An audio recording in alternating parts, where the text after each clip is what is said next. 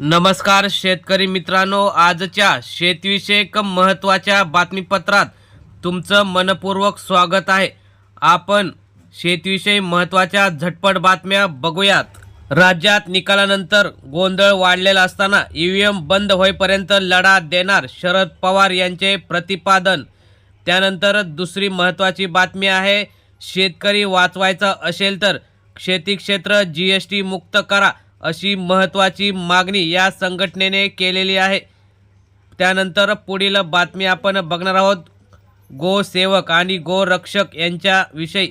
राज्यातील गोरक्षकांच्या माध्यमातून गोरक्षणाचे काम प्रभावीपणे होते, मात्र अशा कामात त्यांच्यावर अनेक हल्ले होतात, त्यामुळे त्यांना जीवाची जोखीम देखील राहते। या प्रकाराची दखल घेत गोसेवा आयोगाच्या वतीने रस्त्यावर काम करणाऱ्या अशा गोरक्षकांना विमा संरक्षण कवच मिळणार आहे असे त्यांच्या सदस्यांनी सांगितले। राज्यातील सोयाबीन उत्पादक शेतकऱ्यांना हेक्टरी 10,000 रुपयांची मदत द्या।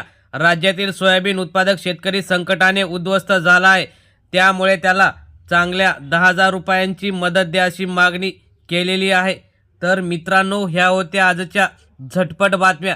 जर तुम्ही चॅनलवर नवीन असाल तर व्हिडिओ सुद्धा लाईक करून चॅनल सबस्क्राईब करा। धन्यवाद।